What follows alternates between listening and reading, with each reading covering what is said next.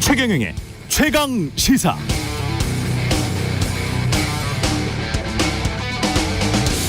네, 트럼프 전 대통령의 선거 전략은 이번에도 비슷합니다. 미국의 현재 문제에 혐오를 끌어들이고 있습니다. 이민, 마약, 인플레이션, 강력범죄, 그리고 이 모든 문제들의 배후로 외국인 이민자 그리고 상대당인 민주당을 지목하고 있습니다. 총기 규제를 강화하자는 바이든 정부 때 오히려 총기 난사 사건이 더 많이 일어났다. 그러니까 바이든 탓.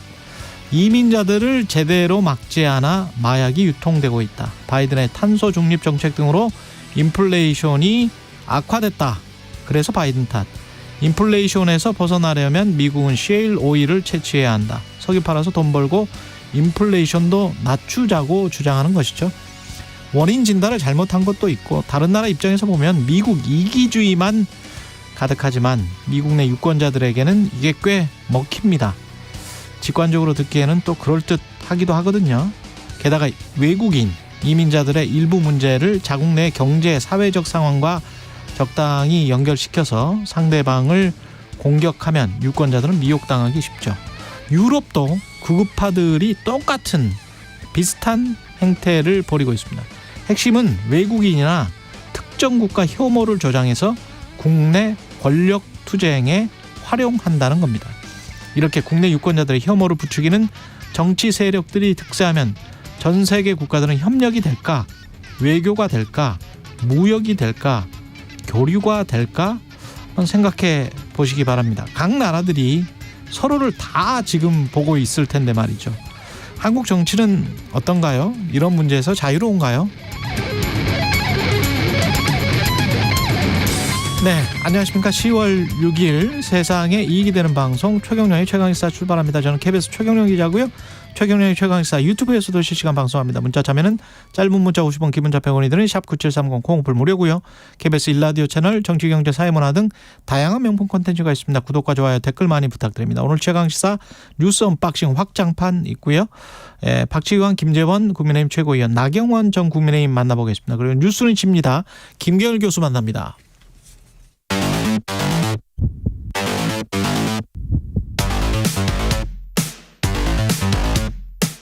오늘 아침 가장 뜨거운 뉴스 언박싱.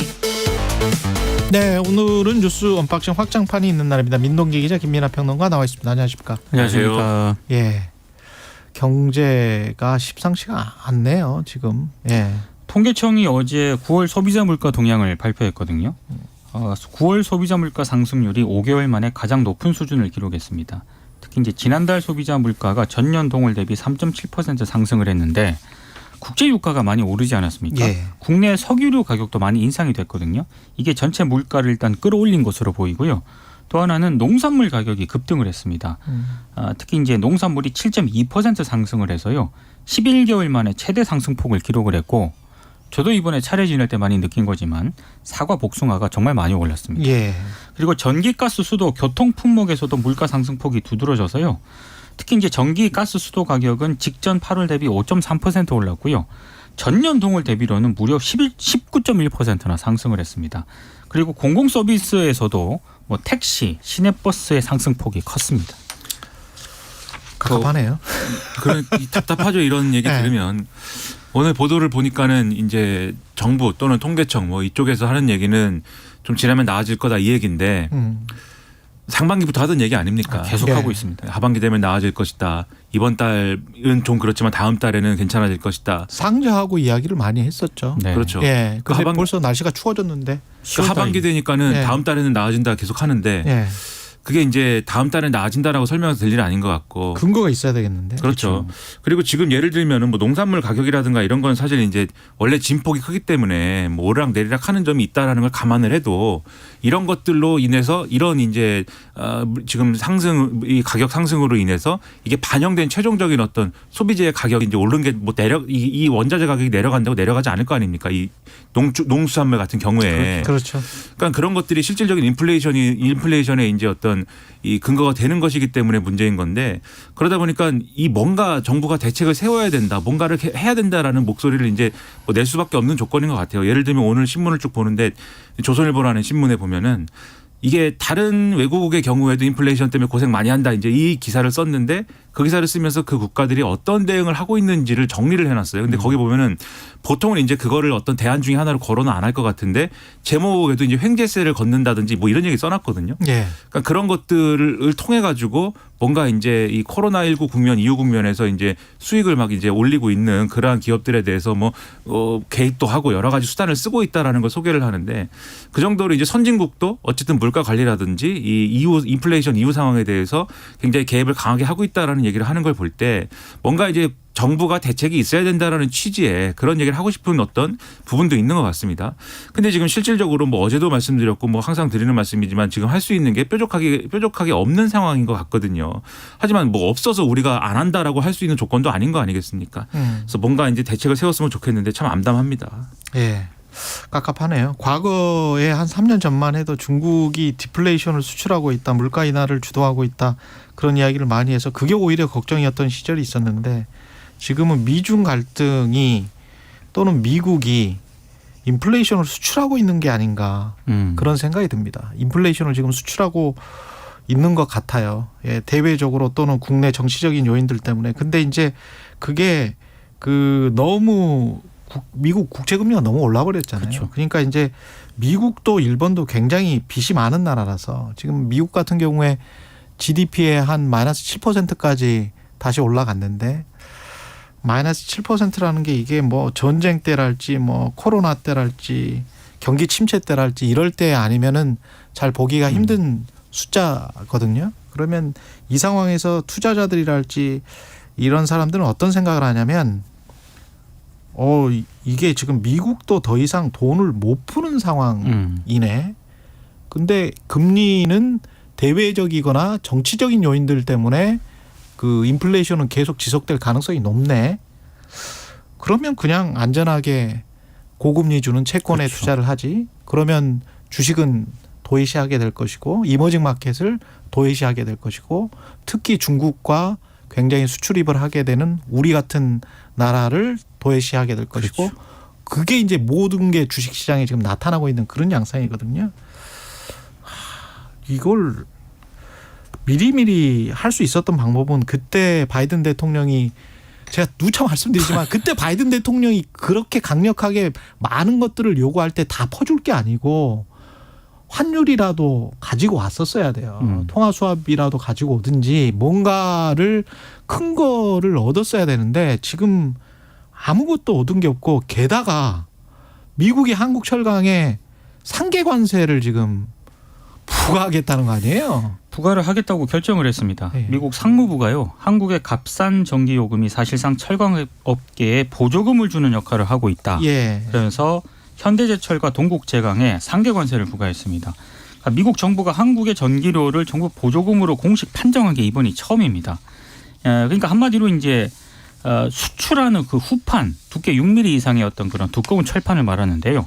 이 후판에 1.1%의 상계 관세를 물려야 한다는 내용을 담은 최종 판정 결과를 미 상무부가 공식적으로 발표를 했습니다. 그러니까 아무래도 이제 지난달 미 상무부가 한국전력을 대상으로 조사를 진행을 했거든요.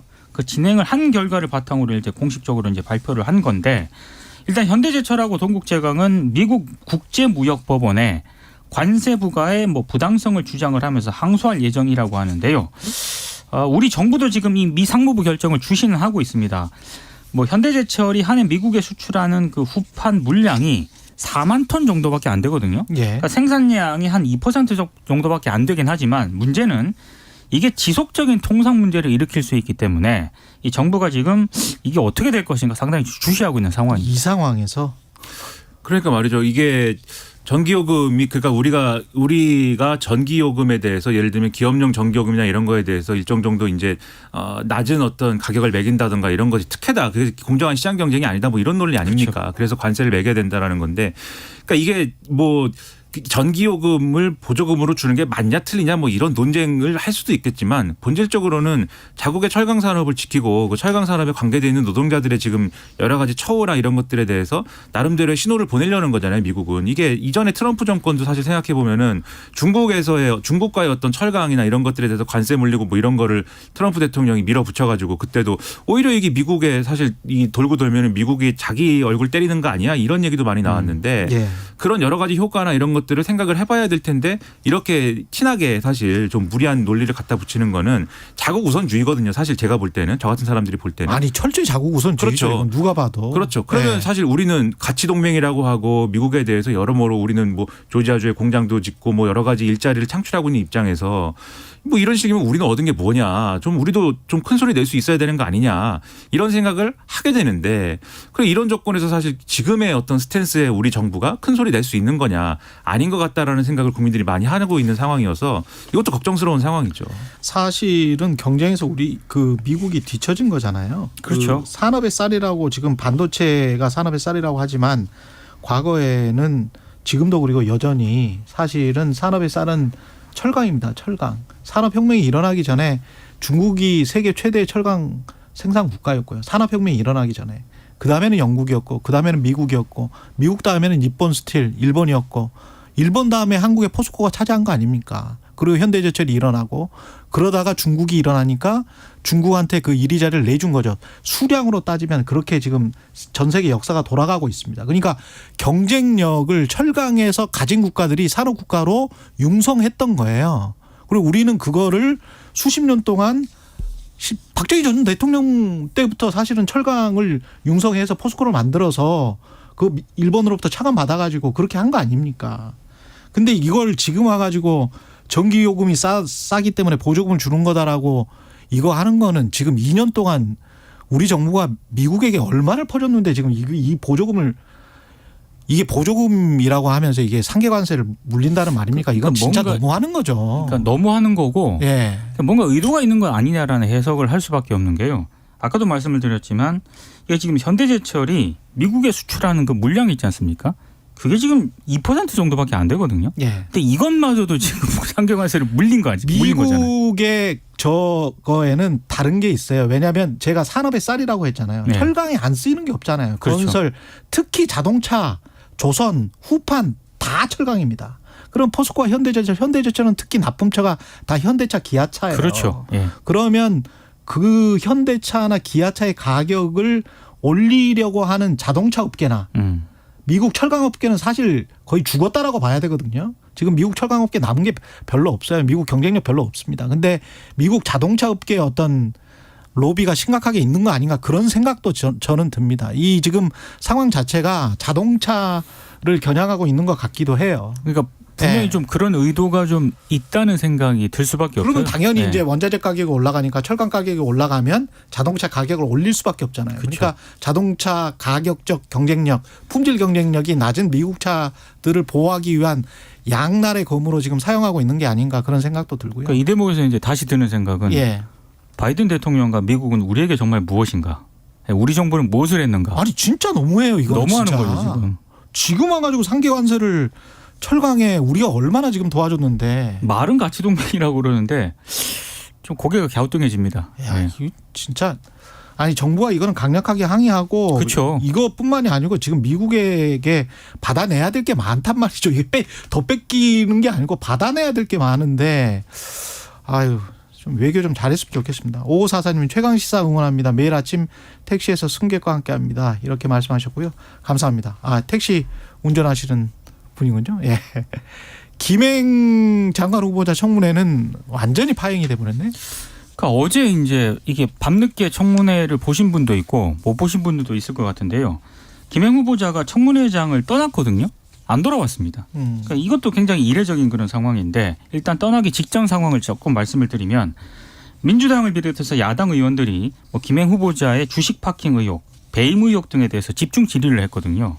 그러니까 김 후보자가 이 자료 제출을 제대로 안 했다. 이게 어제 야당 의원들의 주된 질타 가운데 하나였습니다.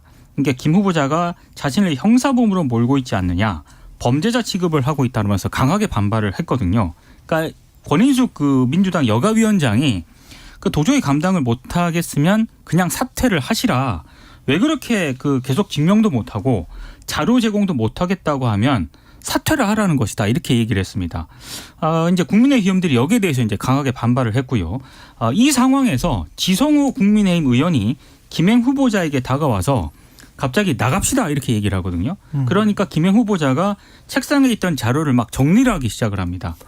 그러니까 진짜 나가는 거예요. 예. 그래서 그러니까 권인숙 위원장이 주섬. 그 후보자 앉으시라 이렇게 얘기를 했고 문정복 민주당 의원 등이 회의장을 떠나려는 김행 후보자를 가로막습니다. 이 사이에서 또 여야 의원들의 고성이 막 오갔거든요. 예. 그러니까 이제 인사청문회가 아수라장으로 변한 거죠. 그러니까 권인숙 위원장이 어젯밤 10시 42분께 청문회를 정회했다가 1시간 만에 속개를 했거든요. 예. 근데 김행 후보자하고 국민의힘 의원들이 청문회장으로 돌아오질 않았습니다. 굉장히 좀 이례적인 풍경이었어요. 하다 말고 네. 집에 가는 것도 참 본 적이 없는 장면인데 아니 청문회가 뭐 이게 끝난 것도 아니고 하다가 뭐 예를 들면 양쪽이 충돌해가지고 뭐 양쪽의 충돌 때문에 뭐 이렇게 이렇게 각자가 다 뭐 흩어진 것도 아니고 야당은 앉아서 계속 하고 있는데 갑자기 나갑시다 일어나서 그래가지고 나간다는 거는 참 상상하기 어려운 일인데 그렇게 끝난 것도 끝난 거지만 사실 답답해요. 어제 상황을 보면.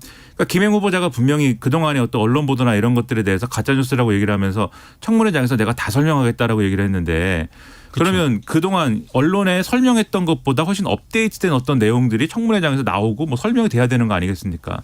전혀 그렇지 않았거든요. 이 계속 언론에 했던 얘기를 계속 반복하면서 설명이 안 되는 얘기만 했습니다. 예를 들면 주식 파킹 의혹 뭐 이런 것들에 대해서도 그게 예를 들면 신우이니까 신우이한테 팔았기 때문에 그 당시에 뭐 이 백지 신탁을 해야 되는 어떤 거 하든가 아니면 매각을 하든가 여기에 해야 되는 것에서 신우이는 예를 들면은 이해 충돌 여부가 있는 그러한 친인척에 해당되지 않기 때문에 거기다 파는 거는 불법이 아니다. 이제 이렇게 설명을 했는데 그러니까 애초에 문제 제기의 핵심을 일부러 외면하거나 또는 이제 못 알아들었다라는 생각밖에 안 드는 거예요. 그러면 이게 핵심이 뭐냐면 결국 이해 충돌이다라는 건데 김행 후보자가 예를 들면 공직에 진출을 하면서 자기가 갖고 있는 어떤 기업의 어떤 주식이나 이런 것도 처분해라. 주식을 뭐 핵심탁해라라는 것의 취지는 이 사람이 혹시 공직에 있으면서 자기가 갖고 있는 주식을 갖고 있는 회사에 이로운 일을 막 하면서 나중에 공직을 내려놓고 다시 그 회사에 복귀를 해가지고 이익을 얻고 이런 걸 방지하기 위한 취지 아닙니까? 그러면 이게 자신이 그 주식을 팔거나 또는 백지신탁을 했을 때에는 그것을 나중에 뭐 어떻게 취득을 하더라도 그건 시장에서 어떤 뭐 나름대로의 어떤 적정한 어떤 절차를 거쳐서 취득하는 게 맞는 거지 않습니까? 그래야 이제 이 이해 충돌을 피해갈 수 있는 건데 이거는 처음부터 예를 들면 맡겨놓고 내가 나중에 다시 사기로 해놓고 이런 일을 했다라고 하면은 그거 이해 충돌이잖아요. 그걸 네. 묻고 있는 건데 전혀 답이 되지 않는 어떤 답을 하는 것이죠. 그 이외의 문제도 다 마찬가지였습니다. 뭐 김건희 여사 친분설 이런 거 물어봤더니 내가 이 언론 정당 정치권에서 40년 경력이 있는데 어떻게 그렇게 얘기를 하느냐 뭐 이렇게 얘기를 했는데 40년 경력이 있냐고 물어본 게 아니거든요. 경력이 몇 년이냐고 물어본 게 아니라 친분이 있느냐라고 물어본 거에 그동안 해명이 안 맞는다고 했는데 그것도 안 맞는 답을 하지 않습니까? 그 계속 그런 식의 질문과 답이 공전이 되니까 결국 밤에 그런 얘기가 나온 거거든요. 그렇게 할 거면은 자료 제출도 안 하고 해명도 그렇게 하실 거면 사퇴해야 되는 거 아니냐 이런 얘기 그래서 나온 거거든요. 이게 아무것도 책임을 안 지고 집에 갔다는 거에 대해서 잘 이해가 안 됩니다. 근데 좀 이해가 정말 안 됐던 거는요. 예. 민주당 김한규 의원이 넥서스 투자 상임 고문으로 근무한 적이 있냐 이렇게 질문을 합니다. 근데 김행 고문이 근무 안 했다 상임 고문 자리는 없다라고 처음에 답변을 했거든요. 예. 그래서 김한규 의원이 2016년에 넥서스 상임 고문이라고 돼 있다 이렇게 지적을 하니까 1분도 안 돼가지고요 착각했다 이렇게 얘기를 하거든요. 근데 이 부분이 착각이 가능한가요? 그러니까 자기가 경력으로 어디에 썼을 네. 정도의 네. 그러한 이력을 왜 착각했다고 하는지 그것도 무조건 그러면 이 청문회 전략은 무조건 아니다라고 하는 전략이었는지 하루만 잘 넘기자라는 거였는지. 고문도 아니고 상임 고문인데. 상임 그렇죠. 고문이면 네. 중요한 건데. 그렇죠. 그리고 예. 이걸 부정하고 싶은 그 나름의 의도가 있을 수 있다라는 생각이 드는 게 이 회사가 2006년에 뭐 인터넷 커뮤니티 GC 인사이드라고 맞습니다. 있는데 예. 여기 우회상장 주가 조작 사건 당시에 자금된 투자회사였어요. 그러면 사건이 있는 것이기 때문에 이거 숨기고 싶었던 거 아니냐 이런 생각이 드는 거기 때문에 그러면 청문회를 성실하게 지금 응한 게 아니지 않습니까? 성실하게 하지도 않다가 뭐가 시끄러워지니까는 집에 갔다.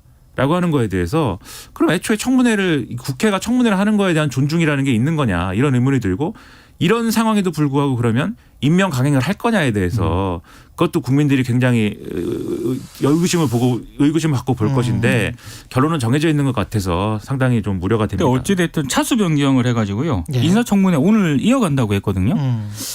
그게 제대로 진행이 근데 될지 모르겠습니다. 여당의 주장은 여야 간사가 합의하지 않은 이 그렇죠. 일정이어가지고 우리는 동의가 안 된다라고 주장을 하고 있어서 응하지 않으면 이게 그럼 어떻게 정리가 되는 거냐. 그러니까요.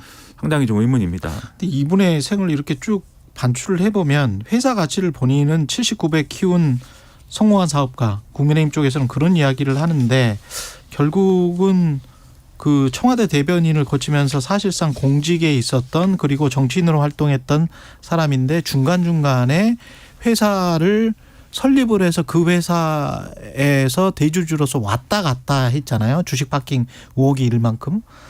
그러면서 혹시 특히 이제 뭐 위키트리 같은 경우에는 광고나 이런 것들을 청와대 그렇죠. 대변인 때 또 많이 받고 그랬다며요. 그러면 이건 정경유착이 혹시 이 사람의 삶에 또는 사업의 성공에 어떤 기여를 한 게 아닌가. 그러면서 정경유착 자체가 이 회사와 이 사람한테 뭔가 있는 게 아닌가 이런 의심을 할 수밖에 없는 그런 것들이 좀 나와요. 예. 그리고 어제 용해인 기본소득당 의원이요. 예. 그 위키트리에서 작성했던 여러 그 선정적인 기사들 있지 않습니까? 예. 어제 그걸 PPT로 이제 보여줬거든요. 예. 그러면서 이제 그 문제점을 지적을 하니까 김행 후보자가 자신도 부끄럽다. 그리고 이제 부회장이 직접 기사를 안 보지만 이게 지금 대한민국 언론의 현실이다. 그러니까 위키트리만의 문제가 아니라 다 그렇다. 대한민국 언론의 현실이다라고 얘기를 했거든요. 예. 근데 오늘 조선일보가 이 부분에 대해서 굉장히 비판하는 그런 기사를 쓰기도 했습니다. 조선일보 뜨급했나 봅니다. 그 김해 예. 후보자가 예로 든 이 예. 내용이 그 당시에 이제 예를 들면 절차에 의해서 지적이 되거나 뭐 정정 보도가 되거나 이런 사안들이 위키트리만 있는 게 아니고 예를 들면 3대 메이저 언론이 다 들어가 있다 뭐 이런 식으로 주장을 했거든요. 네. 근데 KBS는 없죠. 뭐 그건 정확히 제가 모르겠는데 KBS는 그럴 리가 없어요. 예. 뭐 모르겠습니다. 정확히 모르겠는데 네. 그런데 그런 주장을 한 거에 대해서 조선일보의 반박은 그게 사례를 보면 위키트리처럼 그렇게 고약한 것들이 아니고 아니다. 다른 이 종류가 다른 어떤 사건들까지 다 묶어가지고 이제 이 계산한 것이기 때문에 김행 후보자 해명이 안 맞다라는 취지 지금 기사를 쓴 거예요. 아니 상업신문사들이 그런 식으로 인터넷 기사 다 쓰잖아요. 솔직히. 다 이제 쓰지 않습니까? 근데 이제 예. 대한민국 언론 전반의 문제점하고요. 예. 위키트리의 선정적 기사는 예. 일단 별도로 구분해서 일단 판단을 해야죠. 여기는 좀 심하게 많이 썼더만. 그렇죠. 예. 여긴 이 정권의 예. 태도 지금 뭐 가짜 뉴스라고 하는 그런 태도에 비추어 보면은 김기현 대표의 주장대로면은 이거는 극형을 당해도 모자란 그런 기사들입니다. 이거는 물론 극형을 당하기를 제가 원하는 게 아니라 예. 그런 태도에 비추어 보면 그렇다. 언론 자유를 추구하죠. 우리는. 그렇죠. 예. 예. 그러니까 이런 분이 여성가족부 장관이 왜 되려고 하는 것이냐 큰 네. 의문이 있어요. 네. 날씨 교통 정보 듣고 뉴스 언박싱 확장판 이어가겠습니다. 최경영의 최강시사 출근길 날씨 정보입니다. 공기가 차갑습니다. 아침에 따뜻한 옷차림 필요하겠고요. 그래도 낮부터는 기온이 어제보다 2, 3도가량 오르면서 평년 기온을 되찾겠습니다.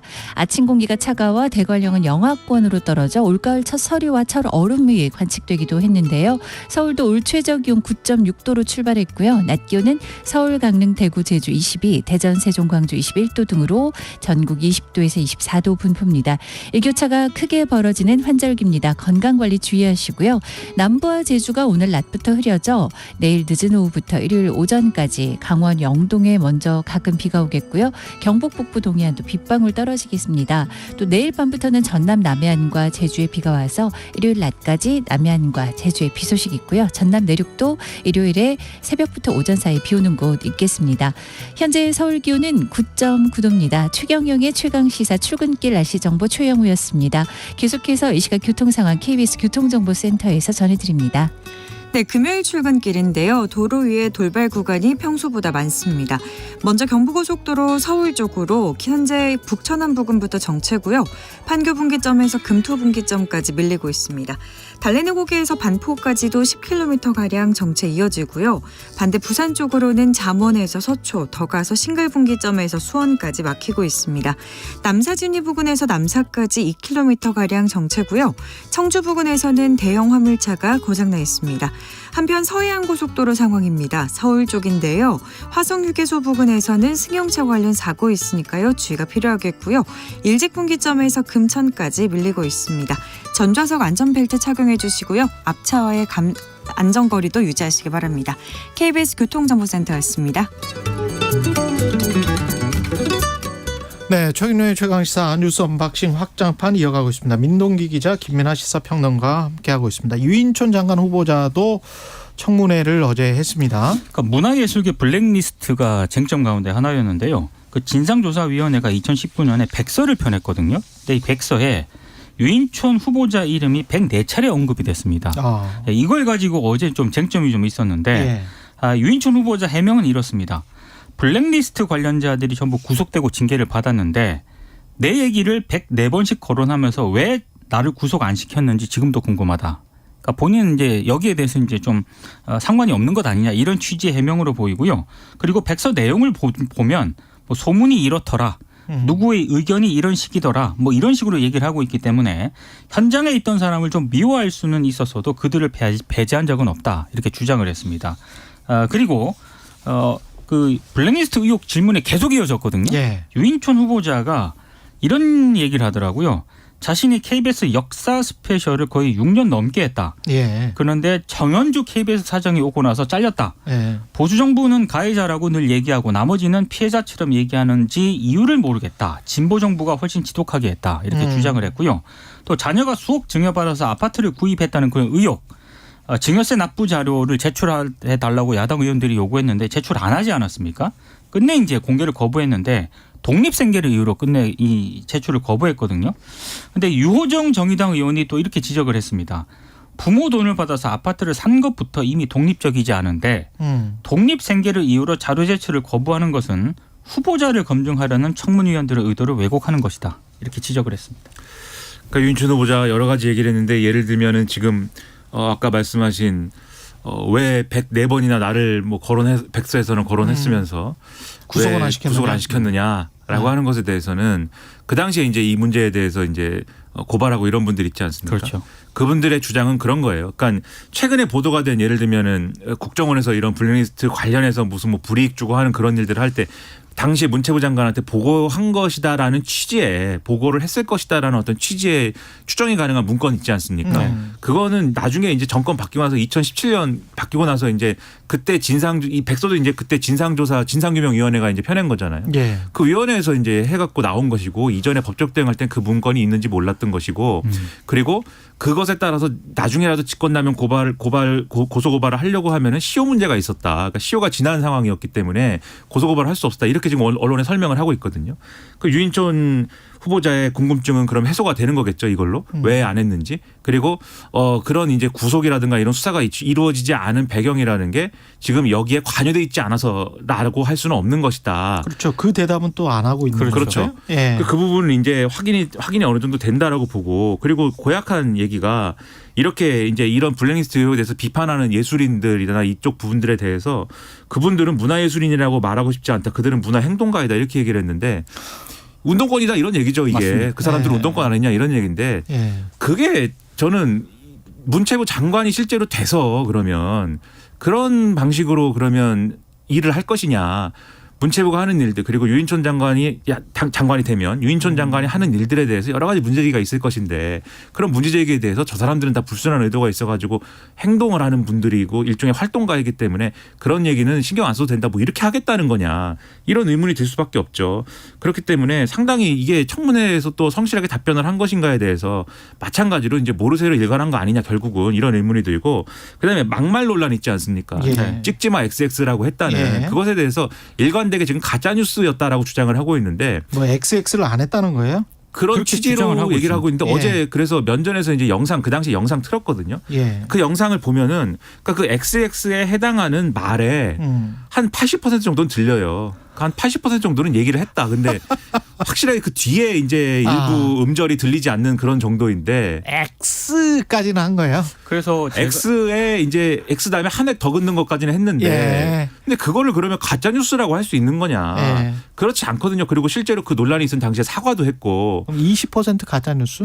그거를 가짜 뉴스라고 하는 걸로 이게 해소가 되는 거냐도 의문입니다. 다른 방송 때문에 이제 그 문제가 논란이 돼서요. 방송 들어가기 전에 영상을 같이 몇 분하고 들었거든요. 어떤 분은 그러더라고요. 확실히 들린다. 그래서 또 어떤 분은 바이든이야? 그래서 어떤 분은 앞 단어는 정확한데 뒷 단어는 약간 흐릿하게 들린다라고 해서 그분의 그 주장은 욕설 미수 사건 같다. 뭐 그런 얘기도 했는데 지금 방금 말씀하신 것처럼 예. 이게 자칫 또 날리면 바이든 뭐 그 그렇죠. 사건으로 가는 것 그러면 아니냐. 그러니까 그러면 그 당시 보도할 때 자막을 XX라고 안 하고 그러면 X라고 했으면은 뭐 그런 거냐. 진짜 뭐. 뉴스냐. 진짜 뉴스냐. 근데 사실은 그 XX라는 단어 자체보다도 그때 장관이었지 않았습니까? 네, 국정감사장이었거든요. 그렇죠. 사진 기자를 향해서 막 찍지 마라고 얘기하고 거세게 그렇게 얘기한 거 사실 그 자체가 부적절했다는 건데 너무 또 이렇게 특정 단어라든가 이런 부분들에 대해서 이 문제를 끌고 가면서 나는 그렇게 얘기 안 했다라고 얘기하는 것도 조금 좀 어폐가 있다 이런 지적이 있습니다. 문체부 장관이 결국 이제 언론이라든가 이런 부분의 정책도 해야 되는 거잖아요. 일부 해야 되는 부분이 있지 않습니까? 그렇죠. 그러니까 이런 방식으로 할 것이냐. 이 지금 XX라고 하면 안 되고 X라고 했어야 된다라는 이유로 가짜뉴스다라고 지금 할 거냐. 그런 방식으로 정책을 펼 거냐라는 문제거든요. 이게. 가장 제가 지금 심각하게 본 거는 문화예술인이라고 말하고 싶지 않다. 그들은 그렇죠. 문화행동가들이다. 이런 태도는 솔제니친 기억나시죠? 솔제니친. 네. 노벨 문학상 수상 한번 거부했다가 결국은 타신 분인데 소련 공산당 체제에서 자신의 예술 작품 근데 그게 이제 되게 마음에 안 드는 거죠. 그래서 소련 당국으로 봤을 때는 이런 사람이 솔제니친 같은 사람이 문화행동가예요. 그걸 우리가 문화예술가라고 하지 문화행동가라고 부릅니까? 그 사실 근데 그 문화부 장관이 문화예술가와 문화행동가를 본인이 규정하고 구분을 할 수 있어요? 그렇게 되면 전체주의가 되는 겁니다. 그게 굉장히 위험한 사고방식이에요. 그러니까 블랙리스트는 없다고 예. 계속 후보자가 얘기를 했잖아요. 예. 근데 방금 말씀하신 이 발언 있지 않습니까? 이거 굉장히 위험한 저는 이게 사고방식입니다. 정말로 위험한 발언이거든요. 예. 뭐 본인이 다 어떻게 알아? 문화행동가인지 문화예술인인지 이런 식으로 구분을 하는 게 공산당 애들이 하는 거라니까요. 그러니까 문화행동가들에 대해서 지원을 안 한다든지 이렇게 되면 그게 바로 그렇죠. 블랙리스트가 되는 거거든요. 예. 불안한 겁니다. 국민들은. 맞습니다. 그 설명이 됐어야 되는데 해명이 안 된 거죠 지금. 예. 그리고 신원식 후보자도 지금 뭐 임명을 그냥 강행할 것 같습니다. 그러니까 윤석열 대통령이요. 신원식 국방부 장관 후보자에 대한 인사청문 경과 보고서를 오늘까지 재송부해 달라고 국회에 요청을 했습니다. 그러니까 국회가 재송부 요청에 응하지 않을 경우에 윤 대통령이 신원식 후보자 임명을 강행을 할 것으로 보이는데 동아일보 보도 등을 보면 뭐 내일 임명을 강행할 수도 있다. 뭐 이런 보도까지 나오고 있는데요. 만약에 신 후보자에 대한 임명을 강행을 하게 되면 윤석열 정부 들어서 국회 청문 보고서 채택 없이 임명하는 18번째 고위직 인사가 됩니다. 그러니까 재송부 일정을 사실상 국회가 논의 불가능한 일정을 지금 제시를 한 것이기 때문에 이건 국회가 뭐 청문 보고서 뭐 채택을 하든 말든 나는 임명을 한다 뭐 이런 취지로 익힐 수밖에 없는 그런 일정이죠. 근데 저는 신원식 후보자에 대한 논란도 상당히 심각한 논란이 여러 가지가 있지 않았습니까? 그리고 청문회에서 그것들이 제대로 해명되지 않았거든요. 그런데 임명 강행했기 때문에 지금까지 우리가 쭉 얘기한 김행 후보자라든지 유인촌 후보자의 경우도 지금 뭐 결론은 정해져 있는 거 아니냐라는 걸 지금 이게 보여주는 것 같아서 예. 상당히 우려가 큽니다. 그리고 오늘 이균영 대법원장 후보자 관련해서 임명동의안 표결을 하는데 지금 분위기가 부결 쪽이 많은 것 같습니다. 그러니까 민주당이 부결적으로 예. 일단 가닥을 잡았다라는 언론 보도가 있고요. 이 국회 인준 표결 전에 민주당이 의총 통해서 이 문제를 논의를 한다라고 하거든요. 예. 근데 제가 봤을 때 좀 이게 좀 의아한 게 앞서 이제 장관 후보자가 되실 분들은 굉장히 뭐 국회라든가 야당 의원들의 뭐 이런 의혹 제기에 굉장히 뭐 이렇게 자료 제출도 안 하고 이러지 않았습니까? 예. 근데 이균용 대법원장 후보자는 어제 입장을 냈는데 송구하다. 송구하다. 예, 그리고 논란이 된 비상장 주식 신고 누락에 대해서는 가장 깨끗하고 투명한 방식으로 처분을 하겠다. 이제야. 그리고 작은 의혹이라도 해소하고 책임 있는 자세를 보이기 위해서 뭐 가장 깨끗하고 투명한 방식으로 처분하겠다라는 점을 강조했는데 그 차이가 있는 것 같아요. 대법원장 후보자는 국회 표결로 결정이 되지 않습니까? 그렇죠. 근데 장관 후보자 같은 경우에는 뭐 인사청문 경과 보고서가 굳이 채택을 하지 않더라도 대통령이 그냥 대통령이 또 강행하면 되는 거고. 강행하면 되는 문제이기 때문에 예. 그 차이가 굉장히 결정적인 것 같습니다. 대법원장은 지금 안 되는 거예요. 국회 동의가 없으면. 민주당이 사실상 반대하면 그렇죠. 국회 통과가 안 됩니다. 예. 민주당 의원들 개별적으로 이제 의견이나 이런 것들에 대해서 지금 홍익표 원내대표나 등등이 이제 하는 얘기를 보면은 부결이 상당히 유력시 된다라고 얘기를 하고 있기 때문에 그래서 대법원장 후보자로서는 이제 특단의 조치를 나름대로는 하고 있는 거겠죠.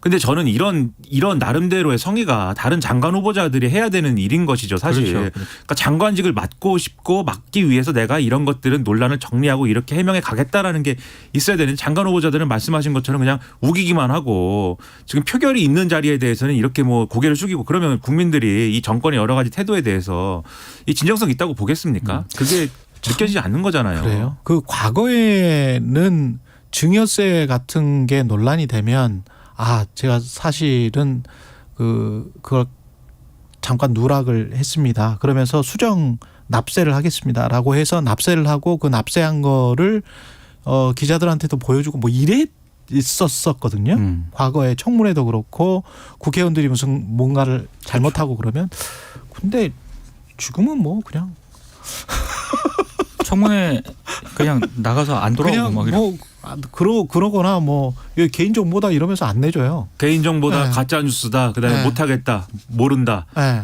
이게 뭐 만능 열쇠입니까? 가짜 뉴스가? 저는 이걸 가지고 다 가짜 뉴스라고 하는 것도 불쾌하지만 네. 이렇게 불상실하게 해놓고 나중에 과연 국정 운영이나 이런 것들을 제대로 할 수 있겠느냐에 대해서 의구심이 크단 말이죠. 그럼 그게 개인정보를 가지고 공적 임무를 안 하면 되는 거예요. 그렇죠. 예.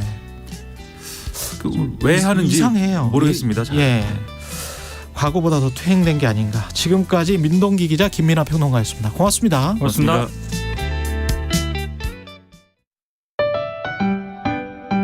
2023 KBS 1라디오 연중기획 낮은 목소리 당신의 목소리를 들려주세요. 안녕하세요. 저는 엘리베이터 유지보수 수업하고 있는 오주형입니다. 고객들이 사용하는 엘리베이터를 이용하는데 어려움이 없으시도록 점검을 계속하고 고장 처리까지, 민원 처리까지 하고 있습니다. 법적으로 한 달에 한 번씩은 점검을 했다는 걸 승강기 공단에다가 올려야 되는 걸로 알고 있거든요. 승강기 도 사이에 이물질이나 담배꽁초를 버리시는 분들이 좀 있으신데 그것 때문에도 고장의 원인이 많이 돼서 그것만 좀 지켜주시면 될 것 같습니다. 저희가 아무래도 돈 나가는 부분이 가장 갈등의 원인이잖아요. 일부러 이득을 챙기기 위해서 부품을 팔려고 하는 게 아니고 최대한 고장을 막고자 부품도 추천해드리는 거고 교체를 하셔야 된다 말씀드리는 거라서 그것 때문에 가장 갈등이 생기기도 합니다.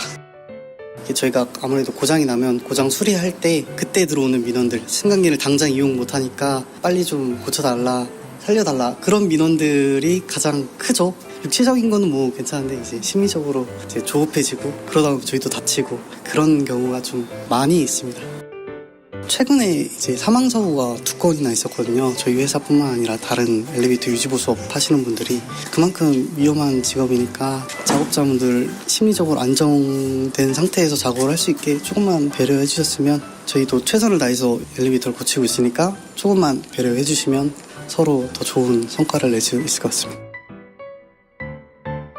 오늘 하루도 묵묵히 살아가는 당신의 이야기를 들어봅니다. KBS 1라디오 연중기획 낮은 목소리였습니다.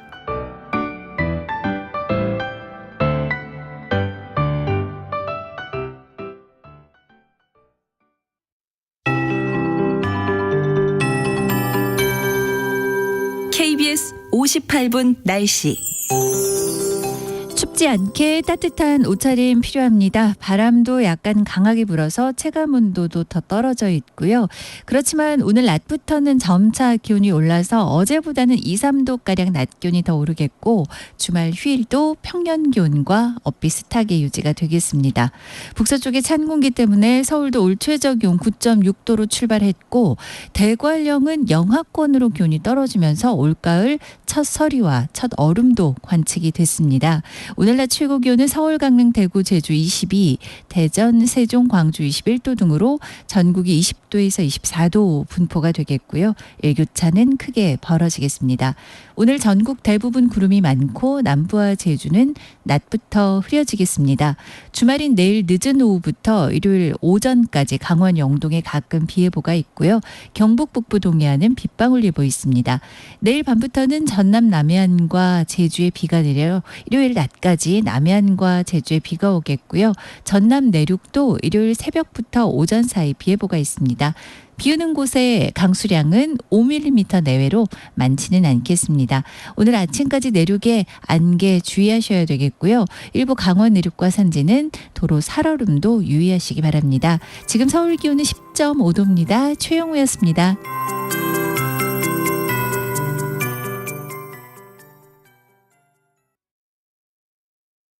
정성을 다하는 국민의 방송 KBS가 8시를 알려드립니다. AM 711kHz, FM 97.3MHz, KBS 1라디오입니다. HLKA.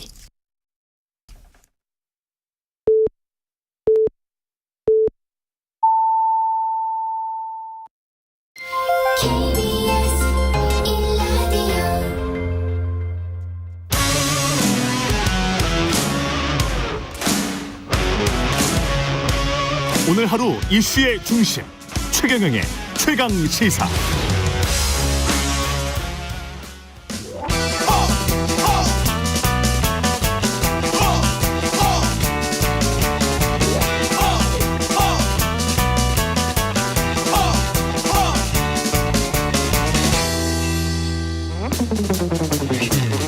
네, 링 밖으로 나간 박지규랑 만나는 시간입니다. 국민의힘 김재원 최고위원 자리하셨습니다. 안녕하십니까? 안녕하세요. 예, 그 김행 여성가족부 장관 후보자는 이제 인사청문회 도중에 퇴장을 했는데, 네. 그 오늘 만약에 안 돌아오면 인사청문회가 이런 일은 처음인 것 같아서 장관 후보자 없이 인사청문회를 하는 경우는 처음 본 것 같거든요. 그렇죠. 청문회 자체가 이제 혹시 묻고 듣는 거니까. 자리지. 예, 네. 묻고 듣는 자리고. 네. 그래서 이제 묻고 듣는 주인공이 있어야 청문회죠. 그렇죠. 나머지는 그냥 성토회죠. 예. 그런데 어제 상황은 어제 물론 뭐 예. 자정 가까이에 그랬죠. 예, 이제 그 퇴장을 했다가 그 외에 뭐 돌아오지 않은 것은 당연히 청문회가 하루 일정으로 잡혀 있으니까. 예. 돌아오지 않은 것인데 뭐 여당 의원들과 함께 퇴장을 하고 또 청문회의 주인공인 장관 후보자가 함께 퇴장을 하고 돌아오지 않은 모습은 조금 부자연스러웠던 것은 사실입니다. 야당은 지금 차수 변경을 해서 오늘도 하겠다는 거잖아요, 지금. 그런데 그렇게 하려면 이제 여야 간사가 합의를 해야죠. 청문회가 하루로 안 된다. 이틀 하자. 뭐 이렇게 해야 되는데 그 합의가 안 되면 사실상 의미가 없죠. 예. 그러면 뭐 야당만 앉아서 거기에다가 청문회 후보자 없이 청문회의 효력이 없죠, 이제. 아. 이제 저 여야 간사 합의가 되지 않은 상황에서 하루를 더 연장한다는 것이. 근데 이게 지금 가지고 있는 의혹들이나 이런 것들이 주식 파킹 논란, 그 비상장 주식 이거는 어떻게 봐야 될까요? 저는 뭐 개인적으로는 이른바 주식 파킹이라는 것이 내 주식을 시누이인가요? 예. 그런 그 시누이, 남편, 친구 뭐 이렇게 되는 예, 거죠. 그렇게 친인척이나 지인에게 맡겨놓고 청와대 대변인으로 들어갔다 그런 의미잖아요. 예, 그렇죠. 그런데 사실 비상장 주식이라고 해도 백지 신탁을 할 수 있거든요. 그렇죠. 백지 신탁 제도가 있기 때문에 굳이 뭐 파킹을 했을까?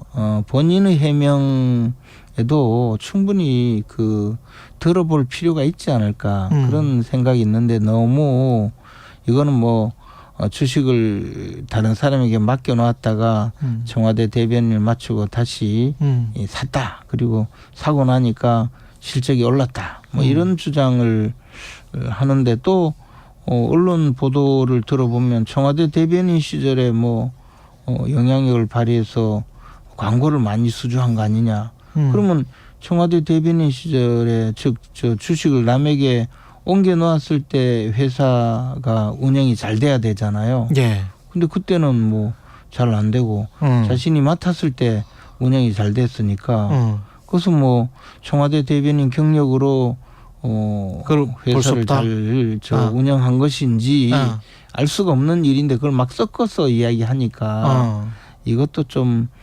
공격의 소재로는 조금 부족하지 않나 그런 생각이에요. 지난번에 그 감사원 사무총장이었나요? 그 부인의 비상장 주식 때문에 백지 신탁 안 하겠다. 근데 그게 생각보다 액수가 뭐 바이오 업계에서는 그게 뭐 100억도 될 수 있고 800억도 될 수도 있고 굉장히 큰 액수로 추정이 됐었는데 실제로 네. 이제 그 배우자가 정말 바이오 업계 전문가였고 그래서 이제 백지 신탁을 거부했단 말이죠. 근데 백지 신탁이라는 게 사실은 거기에서 백지 신탁을 받고 그냥 처분해버려도 어쩔 수가 없는 거잖아요.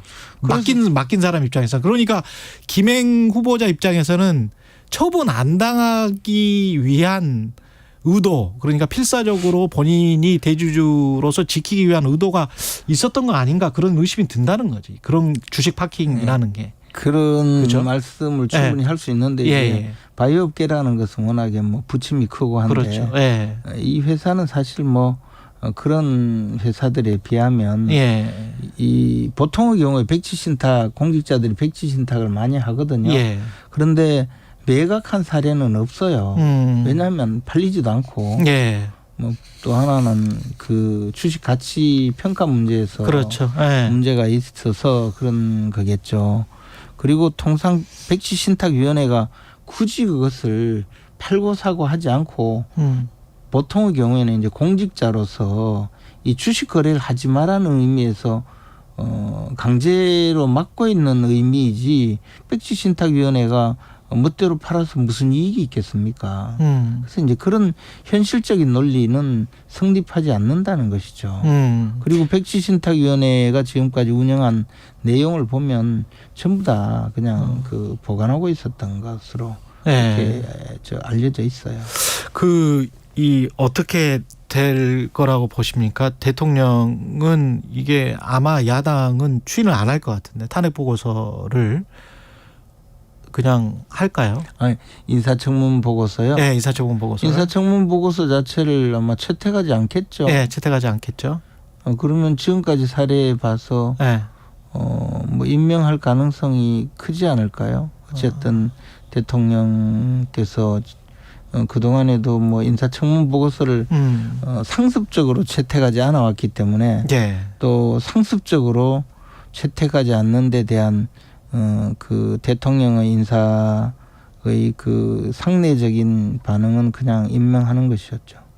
근데 이게 지금 강서구청장 보궐선거도 앞두고 있는 상황이고 사실은 청문회를 하느냐 마느냐에 관해서도 굉장히 줄다리기가 있었잖아요. 그런 그렇죠. 것들을 감안을 해보면 이제 이렇게 의혹들이 나오고 국민들이 다 해소됐다, 해소가 안 됐다 이렇게 뭐 의견이 갈리시긴 할 텐데 여당 입장에서는 청문회에서 나오는 의혹들을 그대로 갖고 사전 투표가 시작되는 이 상황이 그리고 만약에 또 이제 임명 강행을 한다면 그렇게 좋지는 않을 거는 같습니다. 그게 뭐 그렇게 뭐 아름다운 모습은 아니죠.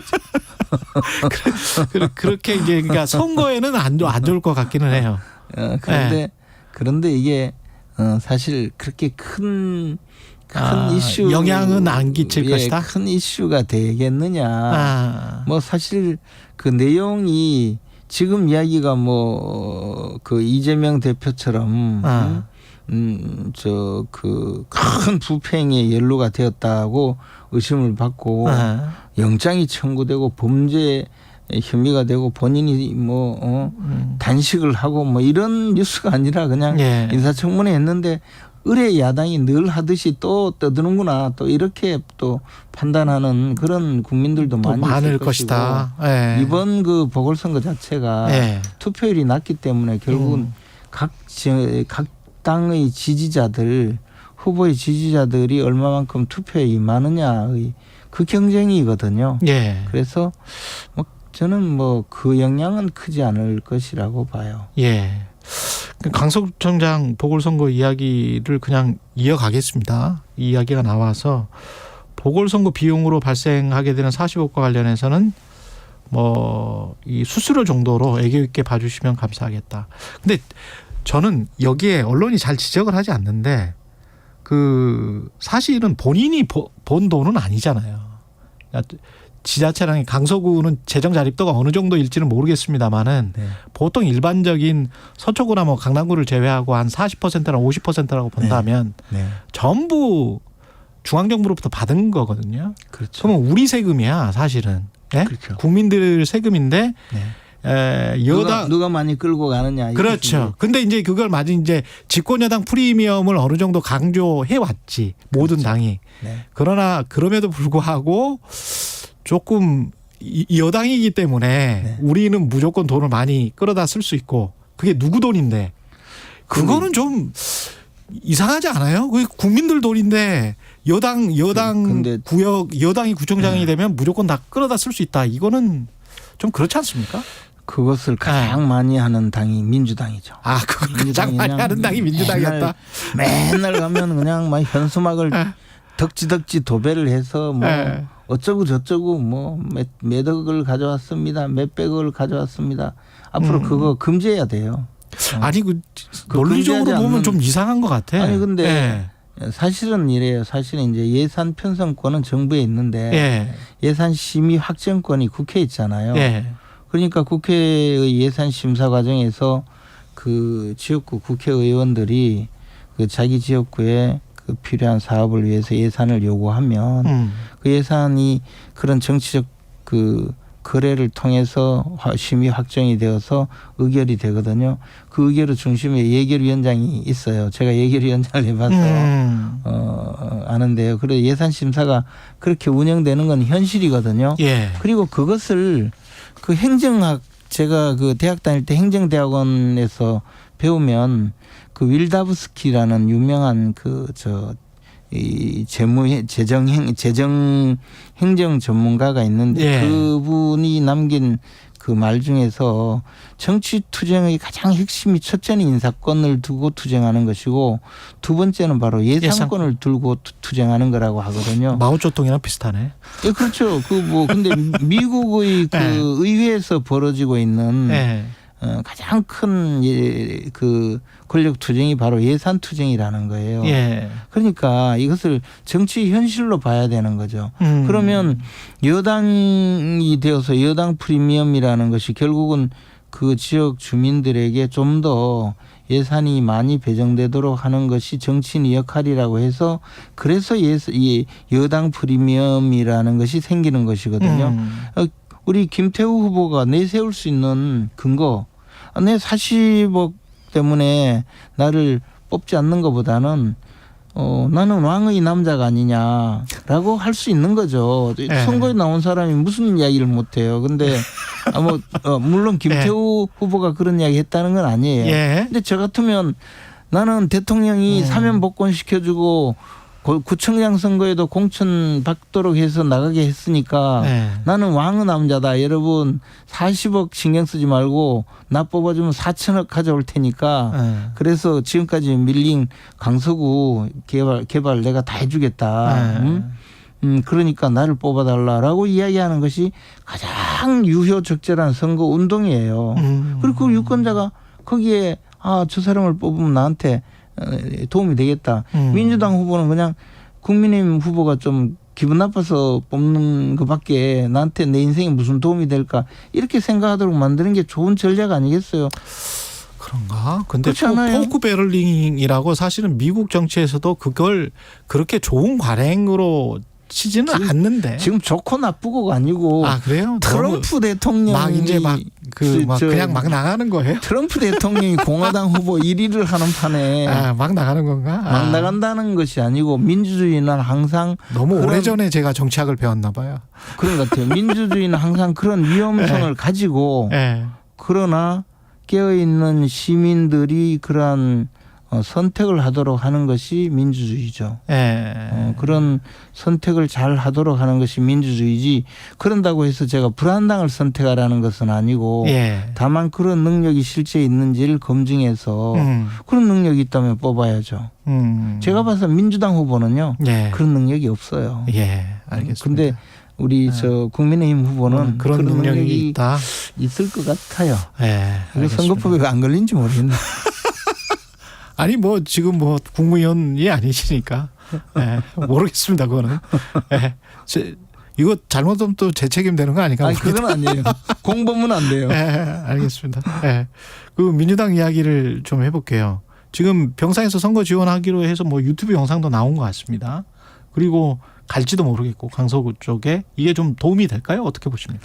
당연히 도움이 되죠. 민주당은요 지금 아까 말씀드렸듯이 국민의힘 후보는 저를 뽑는 것이 강서구에 도움이 됩니다. 돈 많이 가져오고 있습니다. 이게 좋은 거고 민주당은요 이 정권이 잘못되었다. 나같이 무고한 사람을 구속시키려고 했다. 그리고 이러한 정권을 빨리 견제하기 위해서는 강서구 선거에서도 견제력을 발휘해달라 이렇게 주장하는 것이 굉장히 유효적절한 선거라는 거는 맞아요. 그런데 이재명 대표의 호감도가 그렇게 높은지 그것은 모르겠지만 민주당을 결집시키고 민주당을 지지하는 사람들이 투표장으로 오도록 하는 데는 분명한 효과가 있다고 생각해요. 지금 이 시점에서 어떻게 예측하세요? 마지막으로 이 강서구 투표는? 그 점에 대해서는 제가 말씀드리기가 곤란합니다. 아, 그래요? 네. 마음속의 말씀을 좀 듣고 싶은데 마음속의 소리를 듣는 걸로 이미 텔레파시는 통한 걸로 제가 알겠습니다. 네, 김재원 국민의힘 최고위원이었습니다. 고맙습니다. 감사합니다. 여러분은 지금 KBS 1라디오 최경영의 최강시사와 함께하고 계십니다.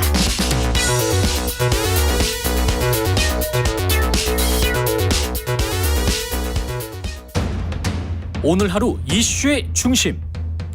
당신의 아침을 책임지는 직격 인터뷰. 여러분은 지금 KBS 1라디오 최경영의 최강시사와 함께하고 계십니다. 네, 오늘부터 강서구청장 보궐선거 사전투표 이틀간 실시되는데요. 과연 어떤 결과 나올지 관련해서 국민의힘 김태우 후보 선대위 상임 고문으로 합류하신 나경원 전 의원 전화로 만나보겠습니다. 안녕하세요, 의원님. 네, 안녕하세요. 예. 네. 지난번에 기후 관련해서 이야기도 많이 하셨는데 얼마 전에도 강연을 좀 하셨더라고요. 제가 이제 사실 지난 전당대회 이후에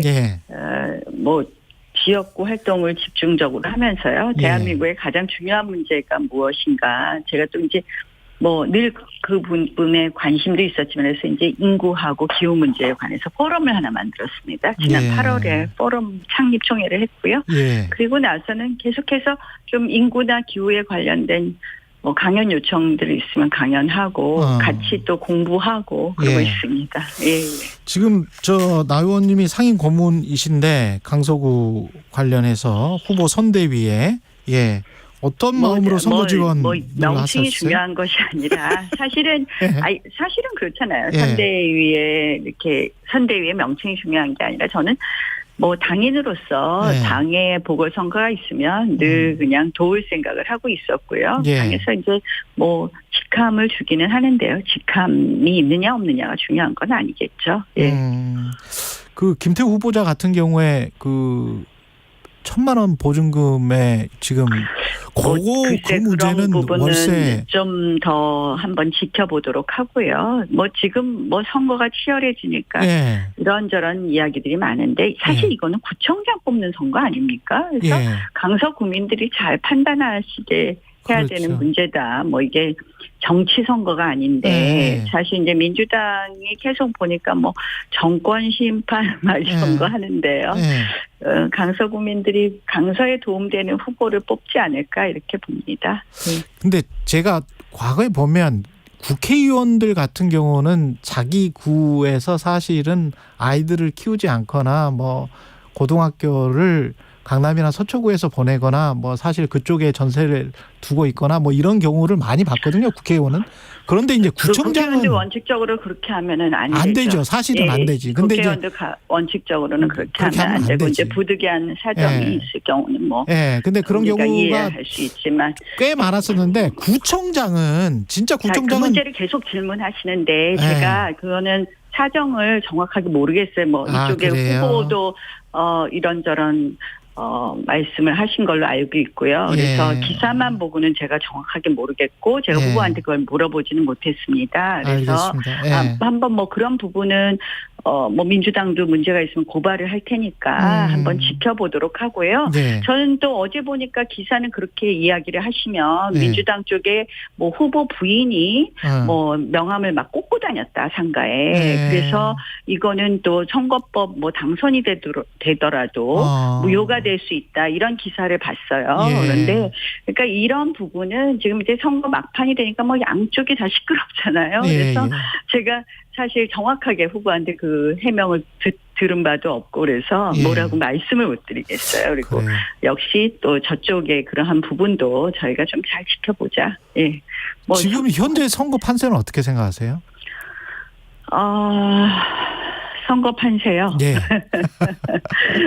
뭐 오늘 계속 그 질문만 하시네요. 아니 저는 아니, 질문하는지 몰랐는데 사실 뭐 강서구청 보궐주정장 보궐선거에 대해서 많은 분들이 이게 총선 중간 평가냐 아니냐 뭐 이런 말씀들도 하시고 그러시는데 저는 사실 이번에 이제 선대위에 합류는 했지만 그것이 중요하죠. 강서구청장 선거 이기는 거 굉장히 중요하죠. 모든 선거에서. 그래서 이제 합류는 했는데요.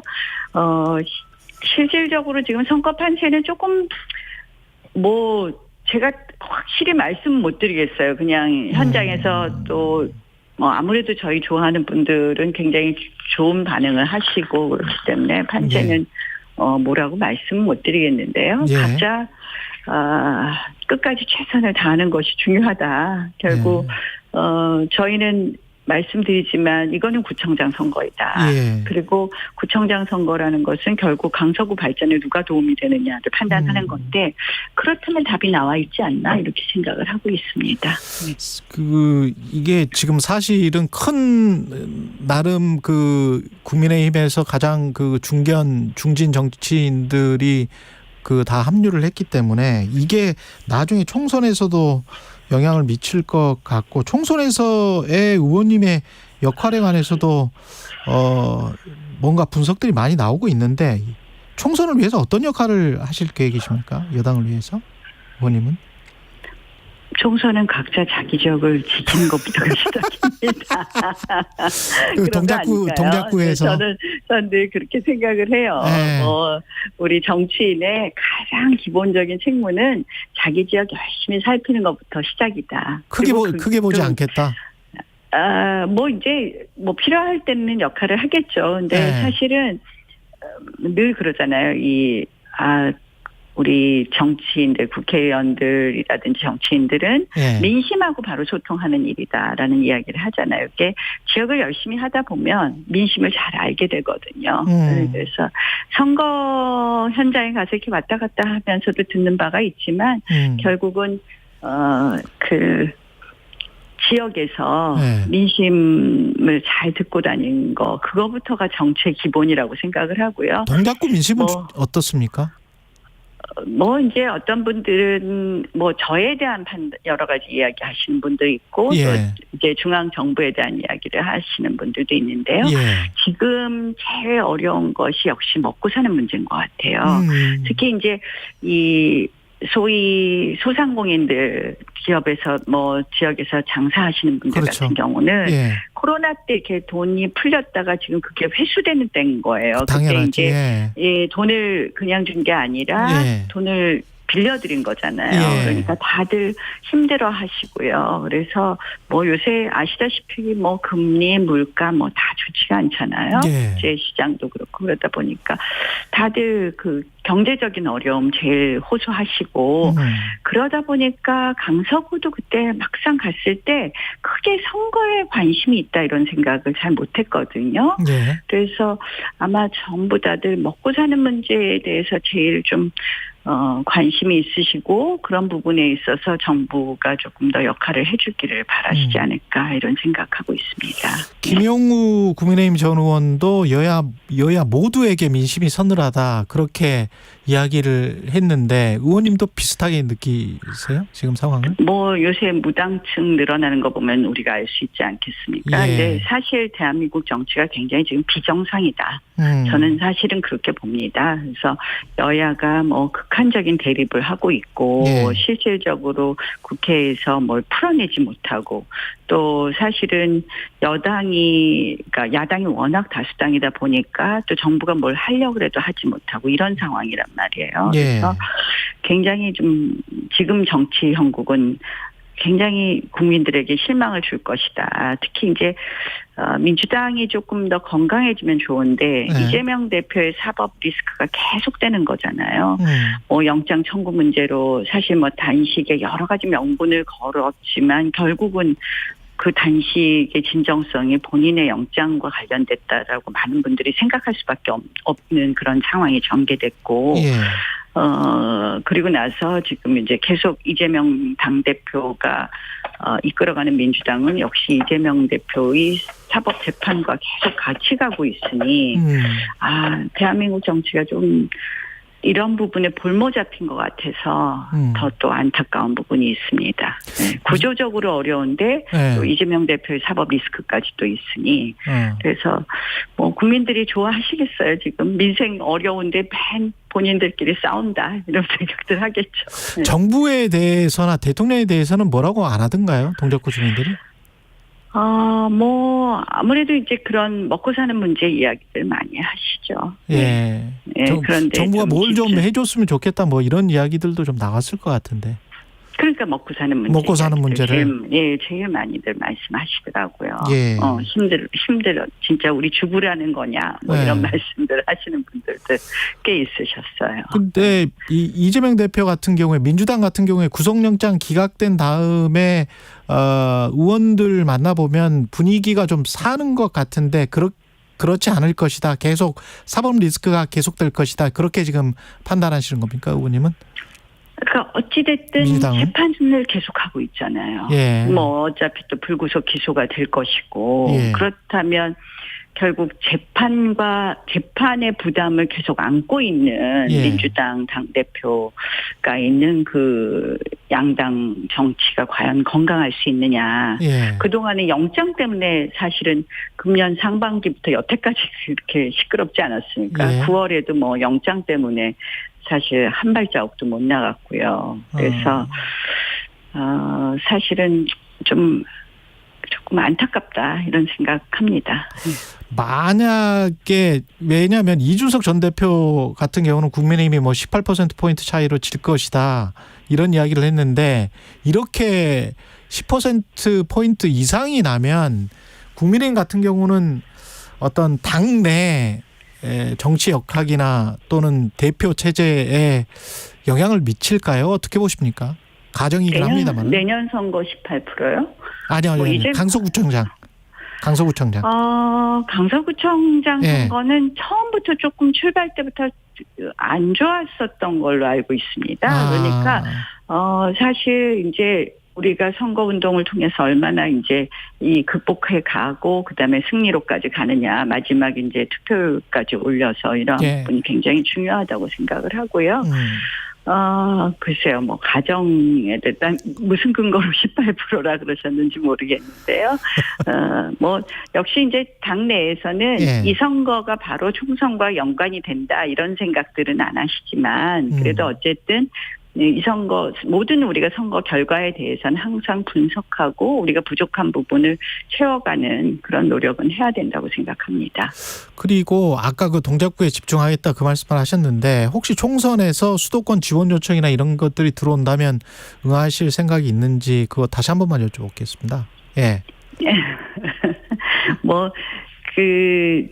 역할이 주어진다면 당인으로서 역할을 하는 것에는 제가 항상 개인의 유불리를 떠나서 해왔기 때문에 역할을 하겠습니다만 뭐 지금으로서는 어쨌든 저는 동작구 열심히 하려고 그러고 있습니다. 예, 알겠습니다. 여기까지 듣겠습니다. 지금까지 나경원 전 국민의힘 의원이었습니다. 고맙습니다, 의원님.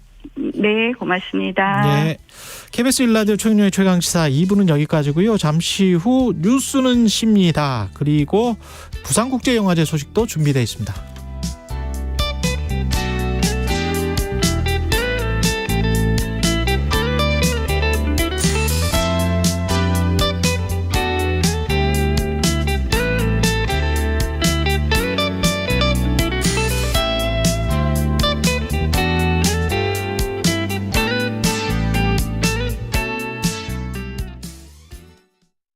잠시 후 8시 반부터 일부 지역국에서는 해당 지역 방송을 보내드립니다.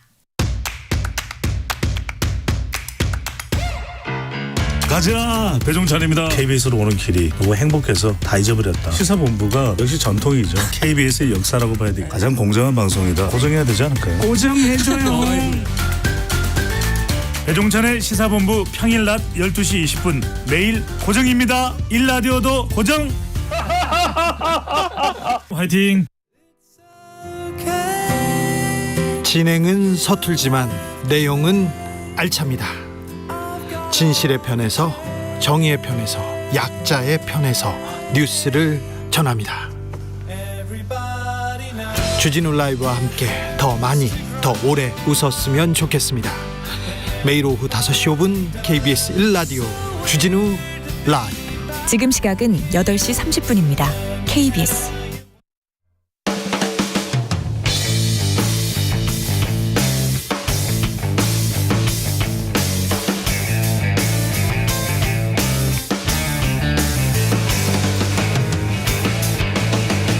최경영의 최강 시사.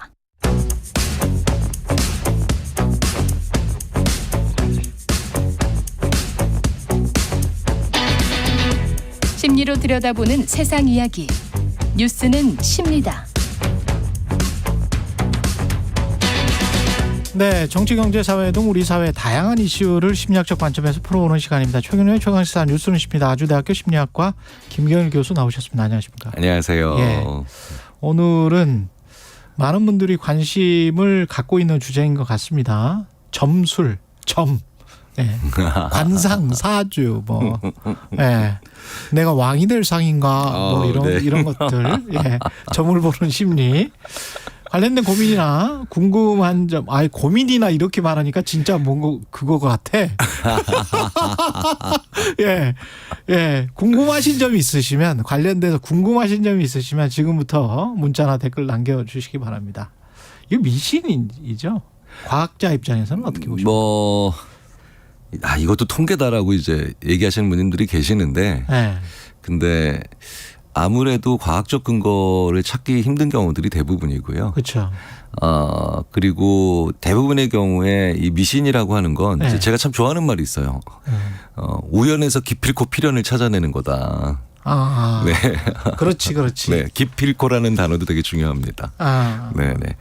생각해 보니까 점이나 이게 관상이나 이런 것들이 기록이 없네요. 다시 과학이면 이렇게 다시 보고 이렇게 생긴 사람은 뭐 50년 후에 이렇게 돼요라고 예측을 했으면 그거를 잘 그려놓고 이거를 검증을 받을 수 있도록 해야 되는데 과학의 가장 중요한 기능인 검증이 불가능하네요. 지금 가장 핵심적인 그 점을 말씀하셨는데요. 예. 그 미국의 이제 문화인류학자 중에 토머스 브라운이라고 하는 사람이 예. 25개의 문명을 분석한 적이 있어요. 문명을 분석했는데 어마어마하구만요. 이분도. 그런데 어떤 공통점이 확실히 하나 나오는 게 배타적인 계급주의나 배타적인 계급성을 띈 사회일수록 후대에 미신이 많이 생겨요. 자, 이 배타적인 계급주의가 뭐냐? 그러니까 뭐 인도의 카스트 제도 같은. 그러니까 아주 확실히 계급으로 눌러버리는. 우리 육두품. 네네. 혹은 그게 최근에서도 와서도 좀 계급적으로 상대방을 보는 그런. 너랑 나랑은 이미 근본이 다르다. 자, 이런 식으로 생각을 하는 계급주의 사회나 아니면 권력이 자리 잡으면 기본적으로 자기한테 불리한 기록을 남기기가 싫죠. 그러네요. 네네. 그러니까 항상 좋은 기록이나 아니면 뭔가 멋지거나 아니면 각색된 기록만을 남기죠. 그러니까 그 기록이 제대로 된 게 남아있질 않기 때문에 이후의 세대나 아니면 그 직후에 경험하는 사람들이 그 일이 왜 일어났을까? 그 사람은 또 왜 또 거기까지 갔을까에 대한 판단의 기록, 근거 기록이 없죠. 그렇구나. 네, 그런 사회에서 파생적으로 미신이 많이 생기더라. 이거 굉장히 유명한 그런 연구들이거든요. 그래서 저 사실 약간 깜짝 놀랐어요. 아니 그 얘기를 바로 얘기를 말씀하시기. 근대 사회로 이전되는 게 결국은 기록 문화지 않습니까? 그렇죠. 네, 네. 근데 이제 그렇게 생각해 보면 그래서 동아시아가 많을 수밖에 없네요. 네, 그래서 그 기록에 있어서 굉장히 정말 긍정적인 의미로 강박적이었던 조선왕조실록에 근거한 조선의 그렇죠. 왕들이 네. 미신적인 거에 빠진 사람이 거의 없죠. 아 그렇구나. 네, 네. 그러면 거기에 이제 조선왕조실록 좀 잘 기록하지 못하도록 하거나 뭐 이렇게 뭐 그런 왕은 거의 없었지만 그렇죠. 그 한두 명 있잖아요. 그런 사람들은 광기를 부리는 거네요. 네, 그렇죠. 특히 이제 이게 그런 기록에 있어서 조금 적었던 다른 왕조에서는 예. 혹은 다른 국가나 다른 문명에서도 보면 스스로가 미신에 빠지는 그런 왕들이 많았거든요. 그러네. 그래서 여러 가지 측면으로 봤을 때 그 조선왕조실록을 뭐 찬양하는 것까지는 아니지만 예. 그 한국의 기록 문화에서 외국의 심리학자들, 다른 나라의 심리학자들이 굉장히 주목해서 그 보는 것 중에 하나가 이런 그 기록을 정확하고 객관적으로 하는 것. 심지어 권력인데 최고의 권력인데. 그렇죠. 왕인데. 네, 네. 심지어 왜 그래가지고 왜 네. 그 예전에 그 왕께서 뭐 말에서 굴러떨어졌는데 야 적지 말라고 해라고 네. 했더니 적지 말라고 하셨음. 예. 네. 적지 말라고 했다라는 말까지 적어버렸죠. 네. 사실 그런 것들이 이런 여러 가지 근거가 없는 믿음들을 만들어내지 않는데 굉장히 중요한 그 그러네요. 사회적 장치죠. 예. 네. 근데 우리는 왜 많이 봅니까? 한국 사람들은 왜 많이 봅니까? 한국 사람들, 우리 한국 분들, 네, 진짜 전 세계에서 제일 열심히 일하고 뭐 이렇게 치열하게 산다는 한국 분들이 왜 이렇게 점을 많이 보느냐라는 얘기 많이 하는데요. 사실 이것도 나쁘게만 볼 거는 아니고요. 예. 너무 이제 점이라든가 아니면 뭐 그런 여러 가지 점술에 이제 그 휘둘리면 문제가 되겠지만 제가 재밌게 들은 얘기가 있어요. 어떤 분이 이러시더라고요. 뭐 부동산 말씀하시면서 예. 정부에게 정책이 있다면 국민에겐 대책이 있다. 뭐 이런 얘기를 하시는데 예. 너무 재밌게 들었었는데 예. 사실 한국인들은 IT 회사도요. 예. IT 회사도 그 새 신사옥에 입주하면서 고사 지냅니다. 그러네.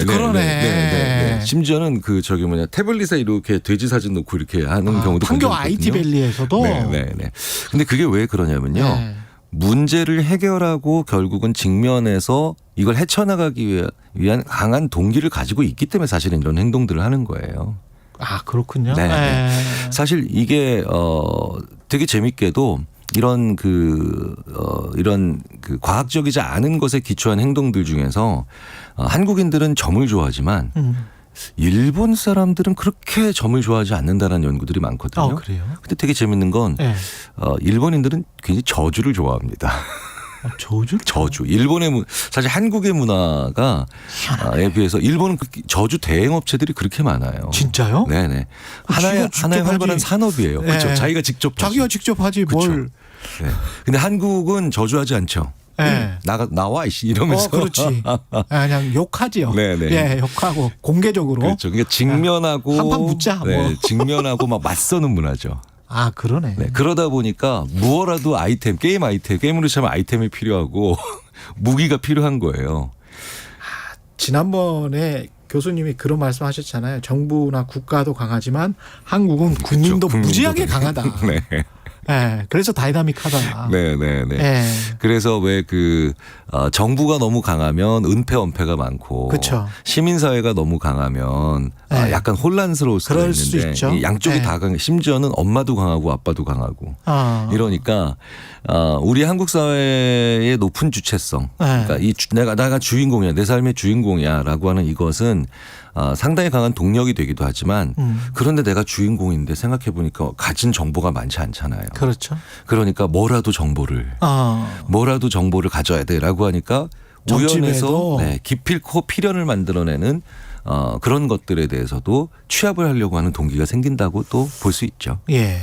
노을자님이 앞날에 희망이 없을 때 점집에 가게 되더라고요. 이런 이야기를 하셨는데 성향입니까? 아니면 제 옆에 분들 중에 어떤 분이 있냐면 거의 모든 일에 이사든 자녀의 뭐든 다 가요. 항상 늘 1년에 몇 번씩은. 네네. 이게 성향인지 아니면 이분처럼 아주 안 좋은 일이 있어서 가게 되는 사람의 그 상황적 요인인 건지 어떻게 보십니까? 일반적으로 이제 뭐 재미삼아 보는 수준이 아니라 이제 거의 모든 결정을 그렇게 그런 것들에 의존해서 하는 분들을 보면 일단 이거 많이 연구된 사례인데요. 첫 번째로는 교육 수준이 높다 낮다는 크게 상관이 없는 것 같아요. 그런데 과학적인 교육의 수준이 높고 낮은 거와는 확실히 상관이 있죠. 그러니까 교육의 수준이 높다와 과학적인 사고를 위한 교육의 수준이 높다는 전혀 다른 말이거든요. 근데 그러니까 이게 뭐냐면 논리를 교육받은 것과 과학을 교육받은 거는 좀 다른 문제예요. 그렇죠. 그러니까 논리는 앞뒤 말이 되는 거예요. 그러니까 전제가 틀려버리면 뒤에 말이 계속해서 연결돼도 맞는 말이 되는 거예요. 그렇죠. 그렇죠. 그런데 과학이라고 하는 건 전제 자체를 강하게 의심하고 그렇죠. 그렇기 때문에 합리적으로 타당한지 이게 타당한지 아닌지에 대해서 계속해서 그러니까 회의감을 가져보는 게 과학적인 거거든요. 우리나라가요.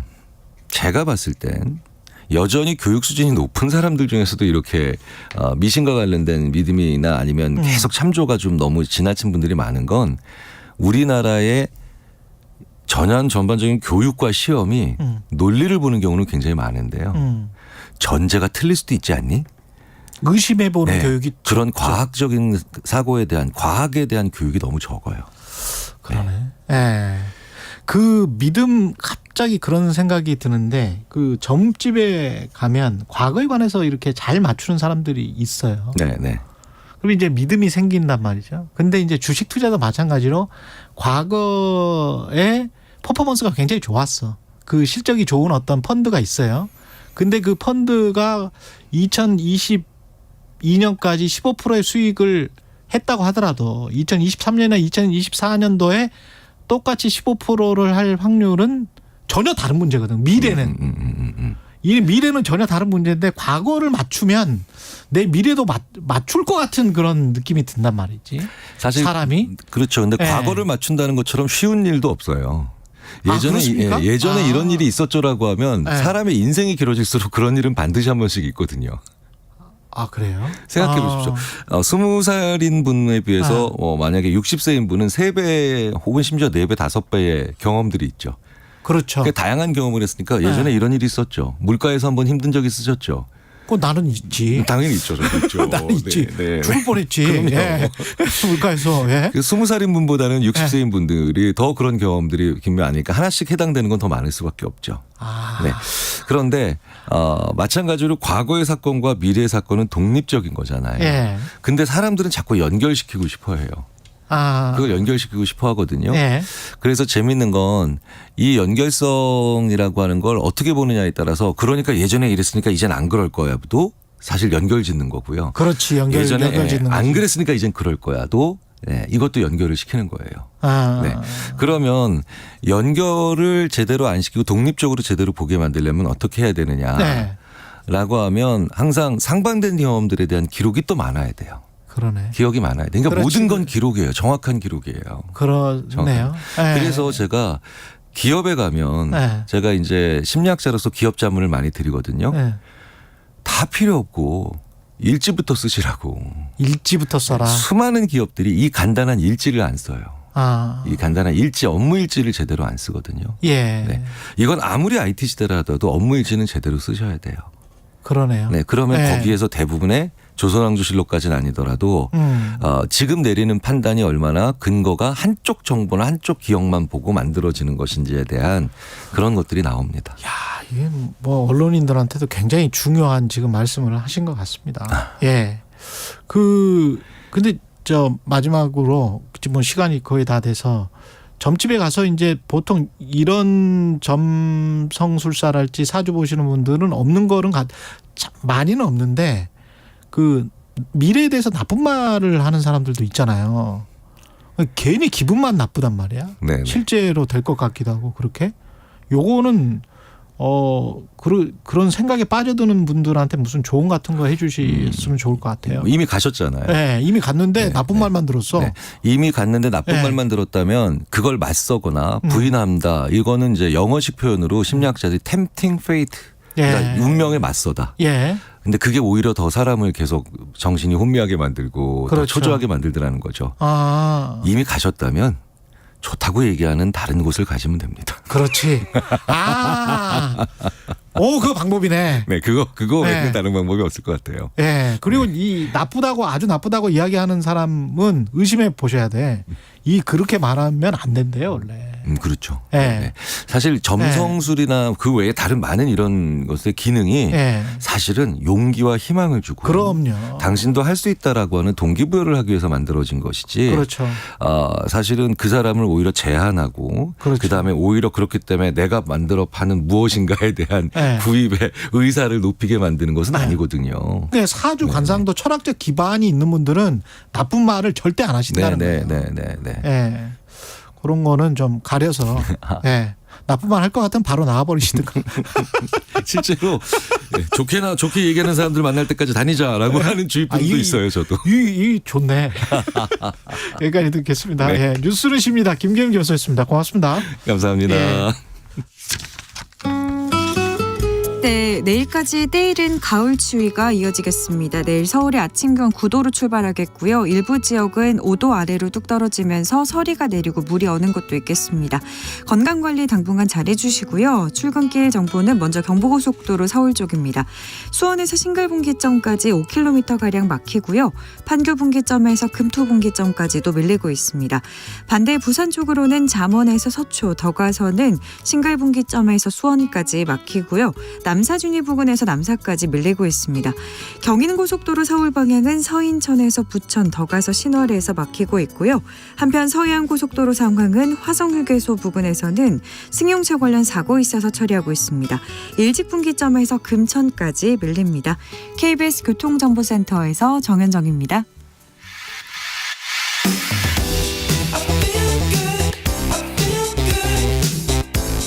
세상에 이익이 되는 방송 최경영의 최강 시사.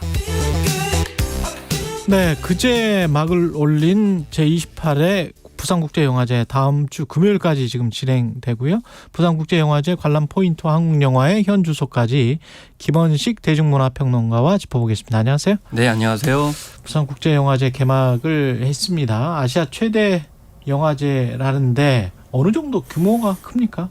네, 일단 뭐 아시아에는 어떤 영화제가 있나 이제 비교를 해보면은 이제 도쿄 영화제 그리고 홍콩 이제 국제 영화제가 있고요. 그 다음에 부산 국제 영화제를 꼽습니다. 그래서 매년 방문하시는 분만 20만 명 정도 되고요. 작년 같은 경우에는 353편이 이제 출품이 됐습니다. 뭐 2019년 같은 경우는 한 85개국 최대를 기록을 했습니다. 그래서 올해는 약간 줄어들긴 했지만 이렇게 1996년에 31개국 한 163편 출품한 것과 비교했을 때는 상당히 많이 커졌다 이렇게 볼 수가 있는 거죠. 근데 개막 전에 뭐 이사장, 집행위원장 뭐 이렇게 사퇴하고 그거는 무슨 일이었습니까? 네, 일단은 좀 배경을 설명을 드려야 되는데 원래는 이제 부산국제영화제는 이제 뭐 이용관 이사장이 있고 그 밑에 이제 홍은영 집행위원장이 있습니다. 그런 체제로 대개 운영해 왔는데 이번에는 좀 독특하게 이제 운영위원장이라고 하는 직함이 생겼어요. 그래서 이제 이걸 왜 분리했냐면 허 위원장 같은 경우에는 이제 영화 기획, 영화 선택 이 부분에 집중을 하고 그다음에 운영위원장은 행정적인 문제 예산 부분을 이제 따로 집행하는 형태로 분리를 한 겁니다. 그런데 이제 허문영 위원장은 이건 동의할 수 없다 이렇게 얘기를 한 거죠. 왜냐하면 영화 기획이나 또 이 선택하는 사람 입장에서 봤을 때는 예산과 행정적인 문제가 분리되게 되면 또 다른 이제 문제가 불거질 수가 있는 거거든요. 예를 들면 2014년에 다이빙벨 제 사례가 있었지 않습니까? 그때 서병수 시장이 이 영화는 안 된다라고 해가지고 거부를 했던 측면이 있습니다. 근데 사실 왜 이렇게 되냐면은 이제 부산시가 일정 정도 예산을 지원하고 있기 때문에 결국엔 예산 지원 안 하겠다는 얘기거든요. 그래서 이런 좀 아픈 기억이 있기 때문에 사실 이게 갈등이 시작이 된 것이고 그러네요. 그래서 결국에는 집행위원장 못하겠다라고 허 위원장이 사퇴를 했고 또 이 중간에 좀 절충을 하려고 했던 이용관 이사장도 나는 무슨 어떤 이해관계 때문에 그거를 이제 승인하려는 것이 아니고 효율적인 집행을 위해서 한 것이다라는 입장을 하면서 본인도 사퇴를 하게 됐고 그리고 이제 운영위원장도 임명이 안 된 상황이 된 거죠. 그러니까 결국에는 집행부가 구성이 안 되는 그런 파행을 겪게 됐던 것입니다. 결국은 예년보다 지금 예산이나 규모가 좀 축소가 된 거잖아요. 그죠? 네, 그것은 이제 하여튼 여러 가지 원인인데 일단 뭐 세계적인 경기 침체이기 때문에 전반적으로 지금 영화제들이 어려운 상황이긴 합니다. 그렇지만 앞서서 말씀드린 영화제 사태와 관련된 부분에 있어서 사실 집행부가 명확하게 꾸려지고 운행이 될 때 일종의 이제 협찬, 스폰 이런 것들을 받을 수 있는데 이게 채 되지 않았기 때문에 그런 점에서 좀 어려움이 있었다는 거죠. 그래서 공식 초청작이 한 209편 정도 되고 69개국 이렇게 됐는데 아까 이 작년에 뭐 300여 편이 넘는다고 말씀을 드렸잖아요. 그것과 비교해 봤을 때도 좀 줄어들었다. 그렇지만은 이 선택과 집중을 통해서 이제 하고 있고 또 많은 영화를 사랑하시는 분들은 여전히 또 많이 방문하고 계신 거죠. 그 눈여겨 보시는 어떤 작품들이 있습니까 혹시? 일단은 저는 뭐 눈여겨보는 작품을 특별히 언급하면 좀 홍보가 되는 그런 측면들이 있는데요. 무엇보다 지금 한국 영화 매우 어렵거든요. 그렇기 때문에 지금 코로나19 상황 속에서 사실은 좀 뼈아픈 게 그 예전에 뭐 이제 대형 감독, 배우들을 중심으로 한 그런 캐스팅에 기반한 영화들이 지금 2, 3년 동안 계속 극장가에 걸리다 보니까 관객들이 원하는 영화들이 아니었어요. 그리고 신예 감독들의 새로운 그런 이슈들, 아젠다를 설정하는 영화들이 상당히 부족했어요. 그렇기 때문에 이런 역할을 이제 부산국제영화제가 이번에 좀 해줘야 된다라는 측면이고요. 그다음에 코로나19 겪으면서 지금 많은 분들이 오히려 비대면에 익숙하다 보니까 그렇죠. 대면적인 어떤 체험과 경험에 대한 열망과 욕구가 굉장히 큽니다. 그래서 부산국제영화제의 큰 특징은 관객 참여형 프로그램들이 상당히 많이 있어요. 그래서 관객들이 직접 뭐 기획을 해서 뭐 작품들을 꾸린다든지 아니면 영화제가 기획한 게 아니고 그리고 물론 영화제가 전체적인 방향은 잡지만은요. 그리고 예를 들면 감독과 대화를 할 때도 질문을 자기들이 스스로 구성하는 그래서 커뮤니티 비프라든지 동네방네 비프 같은 그런 행사들이 있거든요. 그래서 그런 행사들이 이번에 얼마나 잘 더 활성화될 것인가. 왜냐하면 코로나19 팬데믹 이후에 올해만큼 이렇게 좀 자유롭게 구성이 될 수 있는 또 기회가 없기 때문에 그런 부분에 좀 평가를 좀 하고 싶은 그런 생각이 있죠. 더 날 것으로 더 현장으로 더 관객으로 다가가는 그런 측면은 확실히 있네요. 사실 부산국제영화제가 그 부분을 좀 선제적으로 앞서갔다라고 볼 수가 있어요. 그래서 코로나19 때문에 그게 확실히 이제 더 많이 부각이 된 것이죠. 지금 뭐 OTT를 비롯해 가지고 비대면으로 콘텐츠를 많이 보신다는 차원에서 보면은 그렇죠. 그 경쟁 상대가 예를 들면 멀티플렉스형 그 영화관이 된 겁니다.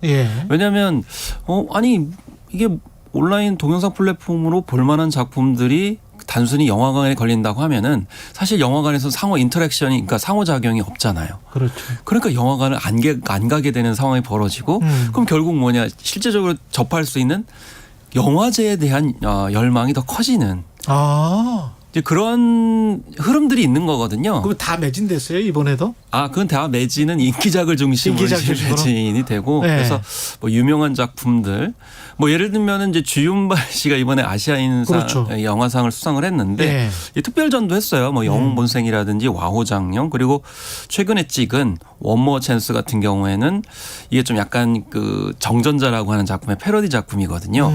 예전에 이제 도박의 신이라고 불렸던 사람이 그 뒤에 어떻게 되느냐 미용실에서 미용을 하면서 살고 있는데 아빠가 돼가지고 아이를 키우고 있다. 그래서 예전 작품과 최근의 어떤 작품들을 같이 볼 수 있는데 이 특별전도 굉장히 티켓 판매가 많이 있었고 출발도 왔고 네 그렇습니다. 당연히 와서 우리에게 또 좋은 말을 했어요. 이 한국 영화의 경쟁력은 창작의 자유다. 사실 지금 홍콩도 그렇고 일본이나 여러 아시아 상황을 보면은 그나마 우리가 창작의 자유를 굉장히 누리면서 작품을 만드는 상황이 돼버렸어요. 홍콩은 뭐 지금 중국 때문에 거의 완전히 힘들어 하시는 분들 많고 빠져나오시려고 하는 분들도 많은 것 같더라고요. 그리고 일본과 같은 경우에는 이제 뭐 1억 2천 3천만 명이 되는 그런 상황이 되면 내수 시장에 갇혀가지고 약간 외부의 그런 작품들을 받아들이지 못하다 보니까 글로벌 트렌드에 많이 떨어졌거든요. 늘 다른 사람도 사실은 일본이 좀 그렇죠.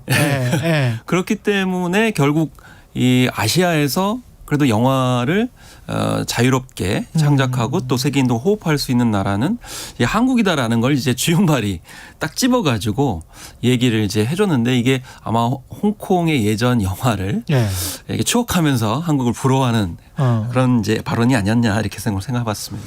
근데 OTT 성장세에 맞춰서 OTT 기대작들도 지금 선공개된다고 하는데 이게 영화인들은 그 감정이 양가의 감정이 들 것 같습니다. 이런 상황 자체가. 일단은 그 봉준호 감독이 옥자를 제작을 했을 때 칸 영화제에서 거부를 했거든요. 왜냐하면 극장주들이 사실 백업을 하는 그런 영화제이기 때문에 그래서 거부를 했지만 나중에 결국에는 칸 영화제에서도 OTT를 인정할 수밖에 없었습니다. 이번에 뭐 OTT 신작들이 선을 보이는데 뭐 발레리나 같은 경우에는 완전히 이제 OTT용 드라마고요. 좀 독특한 것은 독전 2라는 영화입니다. 이 영화는 원래 독전 1이 극장에서 개봉을 했어요. 근데 이번에 극장이 아니고 OTT로 개봉을 하는 겁니다. 그러니까 그만큼 OTT의 영향력을 뭐 무시할 수 없고 또 인정하는 모습들이 영화계에도 이제 등장하는 건데 그런데 독전2가 왜 그러면 OTT를 통해서 개봉을 하느냐. 이 OTT의 특징은 전 세계적으로 동시에 많은 국가에 공개를 할 수 있기 때문에 글로벌 진출에 유리한 점이 있다는 거죠. 그래서 한국 입장에서는 OTT를 적절하게 활용하는 측면이 현재로서는 유통망이 열세인 차원에서 의미가 있기 때문에 영화계에서도 이런 점을 받아들이고 있고요. 그다음에 영화를 만들었던 분들이 지금은 드라마로 많이 갔습니다. 그래서 원래 OTT 그런 콘텐츠의 수준은 일반 드라마하고 기존 영화의 중간입니다. 그렇기 때문에 드라마보다는 수준이 높고 그리고 일반 어떤 영화보다는 약간은 좀 대중적인 그렇기 때문에 영화인들도 충분히 이제 많이 진출을 해서 제작을 하고 있기 때문에 그런 점에서 이걸 경쟁작이라든지 뭐 제로섬 게임으로 볼 수는 없다 이렇게 인정하고 있는 거죠. 그렇군요. 조성민 님이 말씀하신 영화들과 청춘을 보낸 사람입니다. 주말에 오랜만에 추억의 영화들 봐야겠네요. 그런 말씀하셨는데 한국 영화 침체기가 좀 장기화되는 것 아닌가 우려가 많은데 마지막으로 평론가님은 어떻게 생각하시고 어떻게 돌파구를 우리가 마련해야 될지. 사실 그런 면에서 영화제가 굉장히 중요하다고 생각합니다. 영화제는 사실 영화 매니아들뿐만 아니고 가장 먼저 남들이 보지 않는 아니면 채 세상에 드러나지 않는 작품들을 본다라는 의미가 있고 또 아까 말씀드린 대로 직접 대면을 통해 가지고 자기가 기획도 하고 또 질문도 던지고 그러면서 호흡하는 그런 장이기 때문에 멀티플렉스 그런 영화관이 좀 저물어가는 시점에서 영화제의 가치가 더욱 부각되기 때문에 부산국제영화제의 역할이 더 클 수밖에 없다고 생각이 들고요.